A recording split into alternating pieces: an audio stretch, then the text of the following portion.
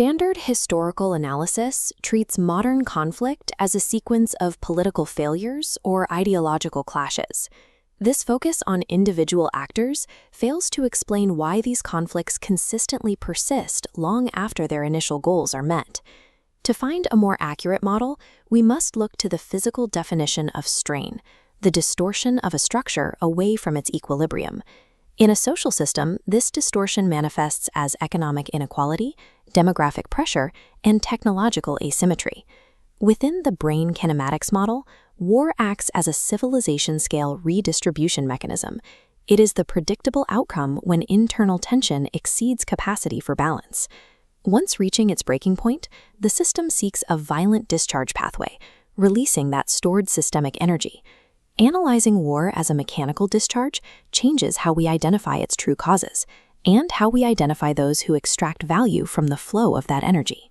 Global strain is a composite of measurable factors: resource scarcity, trade imbalances, and territorial competition.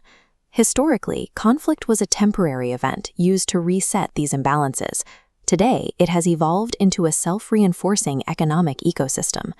Our model suggests that while conflicts ignite to discharge strain, they continue because managing and imposing that strain has become a multi-trillion-dollar industry. Local suffering provides the initial ignition, but external actors often find strategic value in keeping the pressure high. When external profit aligns with local instability, the conflict becomes permanent.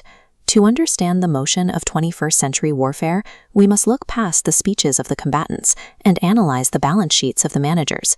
Before the industrial wars of the 20th century, the dominant mechanism for managing global strain was direct imperial expansion. This photograph captures the physical reality of a trench during World War I. Empires competed directly for land, maritime routes, and raw materials. The development of nuclear weapons during the Cold War made direct discharge between superpowers a risk to human continuity. Strain was displaced into proxy fields. As seen in this photograph, local fighters were integrated into global ideological competitions, displacing violence away from the superpowers. Since 1991, the mechanism has shifted again. Today, networked power utilizes sanctions, cyber warfare, and intelligence assets to impose pressure from a distance. Powerful actors have refined their methods, engineering indirect, systemic ways to distribute and exploit global strain. Modern war initiation relies on an interlocking system of three distinct forces. The public provides the raw emotional strain field. Their genuine fears and identities are the fuel for mobilization. Governments function as the executive regulatory system. They convert public energy into organized command strain and strategic policy. Corporations and financial systems act as reinforcement subsystems. They provide the industrial and logistical capacity that allows a conflict to sustain itself. This manufacturing scale creates its own momentum. Sustaining global conflict year after year requires an integrated continuum of defense, AI, and energy firms. Based on current spending trends, we can map the relative influence of these forces.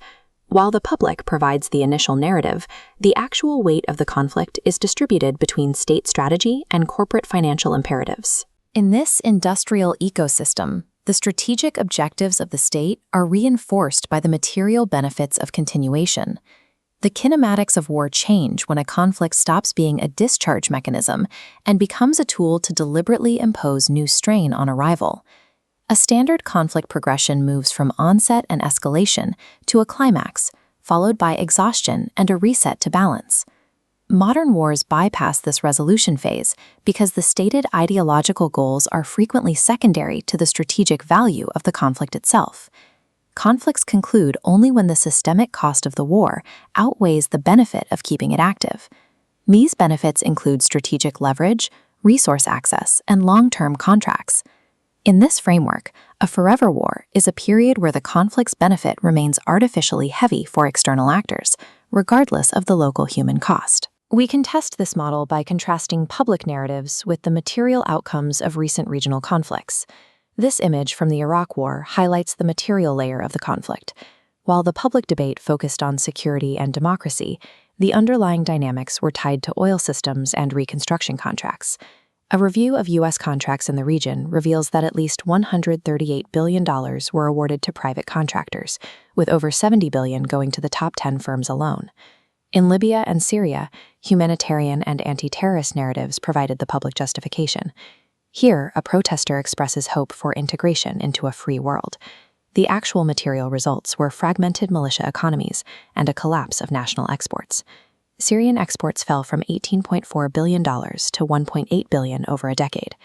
Ideology supplies the language of justification, but the strategic direction is shaped by those who control the infrastructure of the conflict. The war in Ukraine exemplifies how genuine defense and global strain management coexist in the modern era. This photograph shows NATO leaders standing with President Zelensky. It represents the legitimate, localized strain of a sovereign state defending itself against territorial expansion. Beneath this defense narrative sits a secondary economic layer that gains value from the extension of the conflict. This layer is defined by a boom in global arms production, the reorganization of energy markets, and a reconstruction market estimated at $588 billion. A single war can be both a struggle for local survival and a continuation system for global networks. This model acknowledges that politics is not always a facade. This is the UN Charter, which recognizes the legitimate right to self-defense. Invasion and terrorism create a real need for a defensive response. This legitimate need is often captured by the military-industrial continuum. Once defense becomes a profitable industry, the system naturally resists returning to balance. The physical and economic suffering of modern war is carried almost entirely by common populations. This suffering is the primary strain, which is then organized by governments and amplified by the corporations that benefit from its persistence. Our future stability depends on our ability to balance global strain through cooperation, rather than waiting for the next